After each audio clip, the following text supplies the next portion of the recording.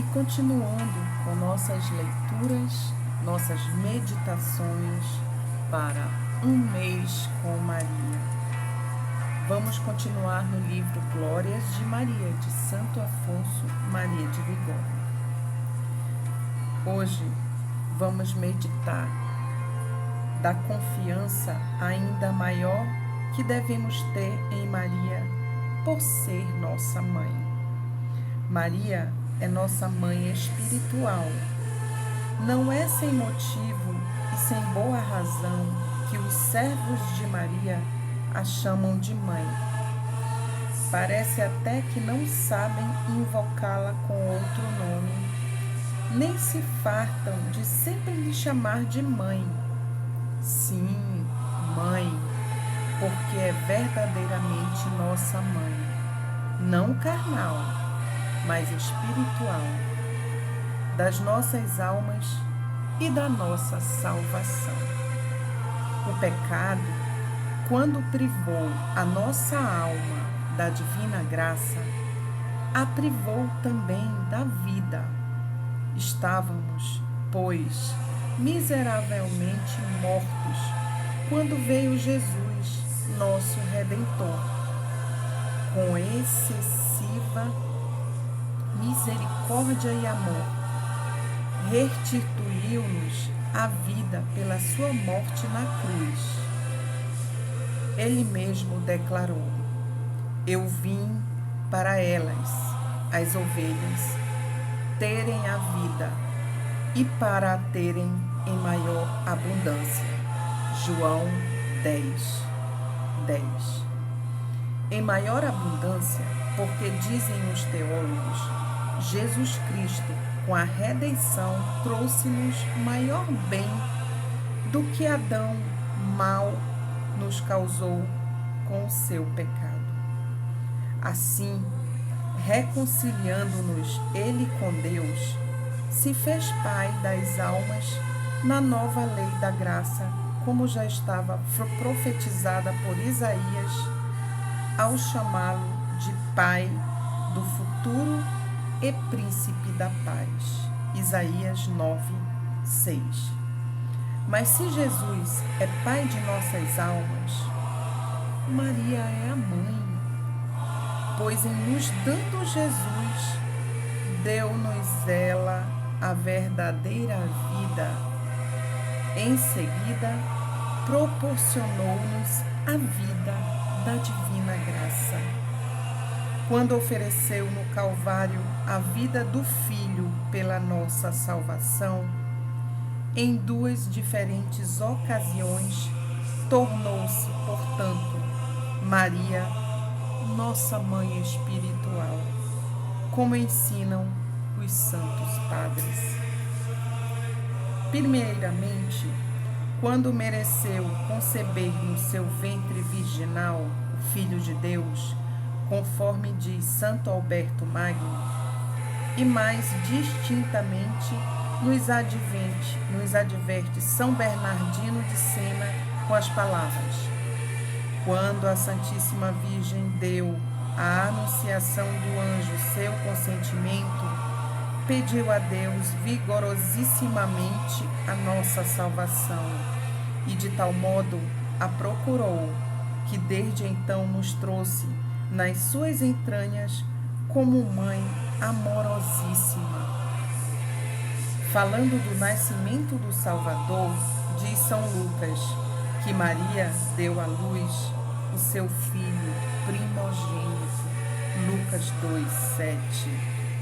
Logo, observa certo autor, se o evangelista afirma que então a Virgem deu à luz o primogênito, deve-se supor que depois teve outros filhos? Mas é de fé, continua o mesmo autor, que Maria não teve outros filhos carnais além de Jesus. Deve, por conseguinte, ser mãe de filhos espirituais, e esses somos todos nós. Isto mesmo revelou o Senhor a Santa Gertrudes.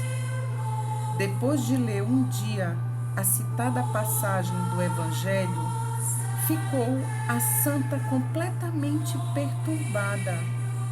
Não podia entender como, sendo Maria mãe somente de Jesus Cristo, se pudesse dizer que ele foi o seu primogênito. E Deus lhe explicou, dizendo-lhe que Jesus foi o seu primogênito segundo a carne, mas que os homens foram os outros filhos seus, segundo o Espírito. E com esta explicação se entende o que se diz de Maria nos sagrados cânticos. O teu seio é como um monte de trigo cercado de açucenas. O que explica Santo Ambrósio dizendo: no seio puríssimo de Maria havia um só grãozinho de trigo, que era Jesus Cristo.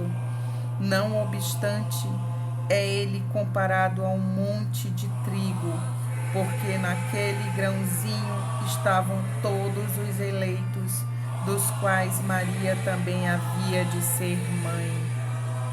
Por este motivo, escreve São Guilherme Abade: Maria, dando à luz Jesus, que é nosso Salvador e nossa vida, nos fez nascer a todos nós para a vida. Pela segunda vez, Maria nos gerou para a graça, quando no Calvário ofereceu ao Eterno Pai, por entre muitos sofrimentos, a vida de seu amado Filho pela nossa salvação. Porque ela então cooperou com seu amor para que os fiéis nascessem para a vida da graça. Por isso mesmo, segundo Santo Agostinho, veio a ser mãe espiritual de todos nós, que somos membros de nossa cabeça, Jesus Cristo. Isto é, precisamente o que se diz da bem-aventurada Virgem nos sagrados cânticos. Eles, meus irmãos, me puseram por guarda das vinhas. Se não guardei a minha vinha, Maria, para salvar as nossas almas, sacrificou com amor a vida de seu filho. Ou, como diz Guilherme Abade, imolou a sua alma para a salvação de muitas almas. E quem era a alma de Maria, senão seu Jesus, o qual era a sua vida e o seu amor? Por isso lhe anunciou Simeão que a sua alma bendita havia de ser transpassada por uma espada. Lucas 2:36.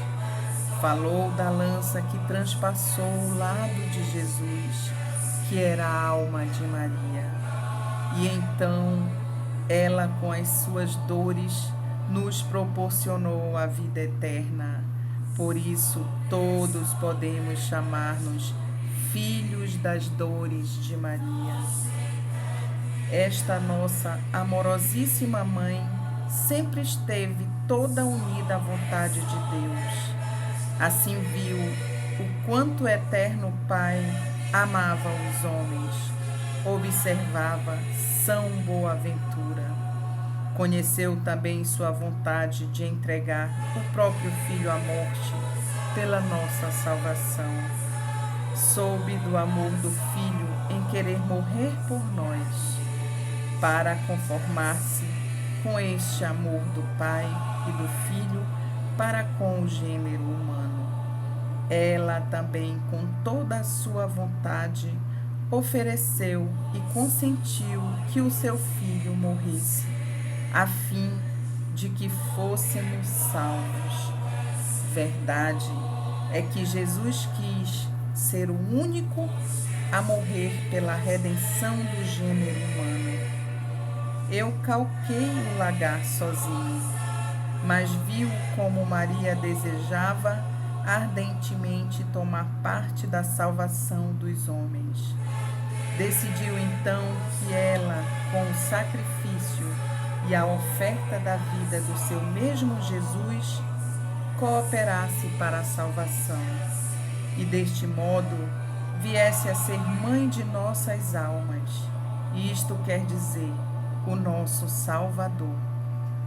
Quando antes de expirar, olhando da cruz para sua mãe e para o discípulo São João, que estavam ao lado deles, primeiramente disse à mãe: Eis o teu filho.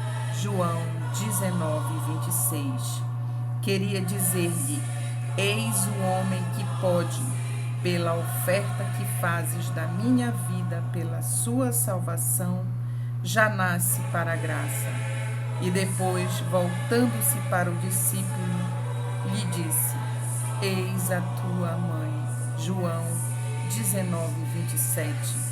Com tais palavras, disse São Bernardino de Sena: Maria foi feita mãe, não só de São João, mas também de todos os homens por causa do amor que teve para com eles. No parecer de Silveira, é este o motivo porque São João, ao consignar a cena no seu evangelho, escreve: Em seguida, disse ao discípulo: Eis a tua mãe.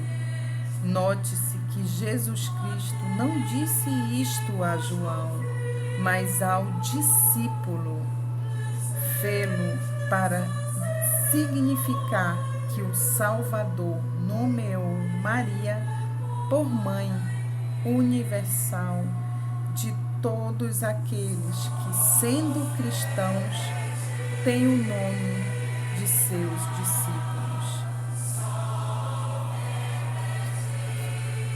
Maria é mãe muito solícita e desvelada. Eu sou a mãe do belo amor, diz Maria em Eclesiástico 24.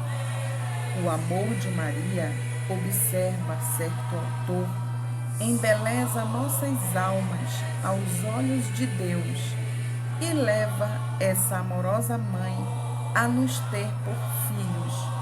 Onde está a mãe? Pergunta São Boaventura. Que ame seus filhos e vele sobre eles como vós, docíssima rainha. Nos amais e cuidais de nosso adiantamento espiritual. Bem-aventurados aqueles que vivem debaixo da proteção de uma mãe tão amante e tão poderosa. Já antes do nascimento de Maria, procurava o profeta Daniel obter de Deus a salvação, confessando-se filho de Maria com as palavras: Salva o filho da tua serva. Salmo 85. Mas de que serva? Daquela que disse: Eis aqui a serva do Senhor. Assim pergunta e responde Santo Agostinho. E quem jamais ousará, diz o cardeal Santo Roberto Bellarmine, tirar estes filhos do seio de Maria depois que a ele se tiverem acolhido em busca da salvação contra os inimigos? Que fúria do inferno ou das paixões poderá vencê-los se puderam esta confiança no patrocínio desta grande mãe? Conta-se que a baleia guarda na boca seus filhos quando os vê ameaçados pela tempestade ou pelos caçadores. E que faz nossa boa mãe quando vê seus filhos em perigo no meio da tempestade da tentação?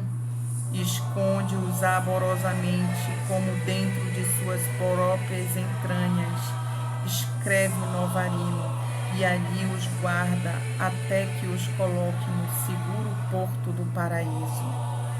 Ó Mãe amantíssima, ó Mãe piedosíssima, bendita sejais e bendito seja para sempre aquele Deus que vos deu a nós todos por mãe e refúgio seguro em todos os perigos desta vida, revelou esta mesma Virgem a Santa Brígida, que uma mãe, se visse seu filho entre as espadas dos inimigos, faria todo o esforço para salvá-lo.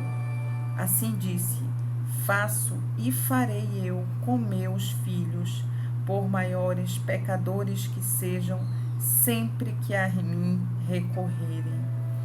Eis como, em todas as batalhas com o inferno, seremos sempre vencedores seguramente, se recorrermos à Mãe de Deus e nossa, dizendo e repetindo: sob a tua proteção nos refugiamos, ó Santa Mãe de Deus.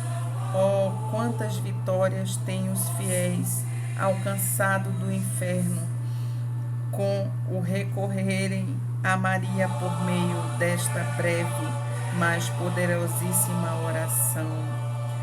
Aquela quando serva de Deus, Soror Maria crucifixa, religiosa, beneditina, assim vencia sempre o demônio. Alegrai-vos, portanto, todos os que sois filhos de Maria, sabei que ela aceita por filhos seus quantos o querem ser. Exultai como temer por vossa salvação, dando esta mãe que vos defende e protege. Todo aquele que ama essa boa mãe e em seu patrocínio confia, afirmação Boaventura, deve reanimar-se e dizer: que temes, minha alma? Não temas, porque a tua causa não se perderá, pois a sentença está na mão de Jesus, que é teu irmão, e na Maria, que é tua mãe. A este mesmo respeito, exclama cheio de alegria e nos anima Santo Anselmo: ó bem-aventurada confiança, ó seguro refúgio, a Mãe de Deus é minha mãe, que com certeza tem a nossa esperança, já que nossa salvação depende da sentença de um irmão tão bom e de um tão compassiva mãe. Eis, pois, a nossa mãe que nos chama e diz: quem por pequeno vem a mim? As crianças têm sempre na boca o nome da mãe. Em qualquer perigo que se vejam ou medo que tenham, logo se lhes ouve gritar: mamãe, mamãe. Ah, Maria Dulcíssima, ah, Maria Amorosíssima, isto é justamente o que desejais de nós. Quereis que nos tornemos crianças e chamemos sempre por vós em todos os perigos, pois é vossa vontade socorrer e salvar-nos, como já o tendes feito a todos os vossos filhos que recorreram a vós. Vamos dar um exemplo maravilhoso deste capítulo. A história das fundações da Companhia de Jesus no reino de Nápoles conta-nos de um jovem fidalgo escocês chamado Guilherme Infistônio. Era ele parente do rei Jaime e protestante desde o nascimento, mas iluminado pela graça divina que lhe fez conhecer os erros de sua seita. Foi à França e aí, ajudado por um bom padre jesuíta, também escocês, e mais com a intercessão da bem-aventurada Virgem, reconheceu a verdade e fez-se católico. Passou-se depois a Roma, onde mais ainda se afervorou na devoção à Mãe de Deus. escolhendo-a por sua única mãe. Inspirou-lhe a Virgem a resolução de ser religioso, de que fez voto, mas achando-se doente, veio a Nápoles a fim de recuperar a saúde com a mudança dos ares. Em Nápoles, porém, quis o Senhor que ele morresse e morresse religioso. Pouco depois de sua chegada, adoeceu gravemente, correndo perigo de sua vida. À custa de muitas lágrimas e rogos, obteve dos superiores a graça de ser recebido na companhia, pelo que na presença do Santíssimo Sacramento, quando recebeu o viático, fez os votos e foi declarado religioso da companhia. Depois disto, a todos enternecia com os fervorosos afetos com que dava graça a Maria, sua amada mãe, por tê-lo arrancado da heresia e conduzido para morrer na casa de Deus entre seus irmãos religiosos. Por isso exclamava: "Oh, como é glorioso morrer no meio de tantos anjos! Exortam-no a que procure repousar.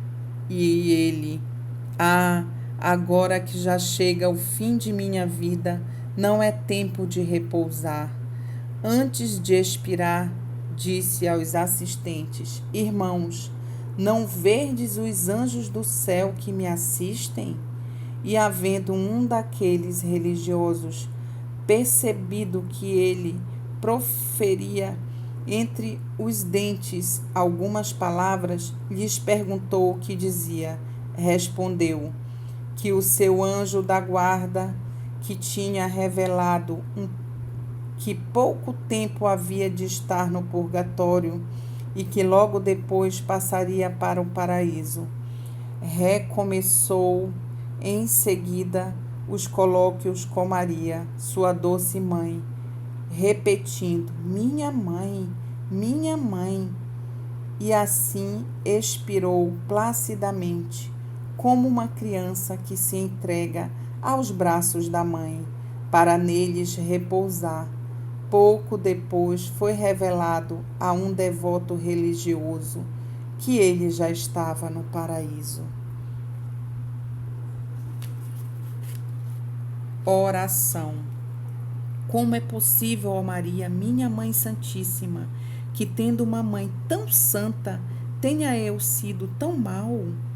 Uma mãe que toda arde no amor para com Deus e eu ame as criaturas? Uma mãe tão rica de virtudes e que delas seja eu tão pobre? Ó Mãe amabilíssima, já não mereço, é verdade, ser o vosso filho, porque de o ser me tenho feito indigno com as minhas culpas. Contento-me, pois, com que me aceiteis por vosso servo, para ser o último de vossos servos. Pronto estarei a renunciar a todos os reinos da terra. Sim, com este favor me contento. Entretanto, não me recuseis o de vos chamar também minha mãe. Este nome consola-me, enternece-me, recorda-me o quanto sou obrigado a vos amar. E inspira-me também grande confiança em vós. Quando a lembrança dos meus pecados e da justiça divina me encher de terror, sinta-me reanimado ao pensar que sois minha mãe. Permiti que vos chame minha mãe amabilíssima. Assim vos chamo e assim quero sempre chamar-vos. Vós, depois de Deus, haveis de ser sempre a minha esperança, o meu refúgio e o meu amor nesta vida de lágrimas. Assim espero morrer, entregando naquele último instante a minha alma nas vossas santas mãos e dizendo: minha mãe, ajudai-me, tende piedade de mim. Amém. Vamos rezar uma Ave Maria para essa amabilíssima mãe? Ave Maria, cheia de graça, o Senhor é convosco.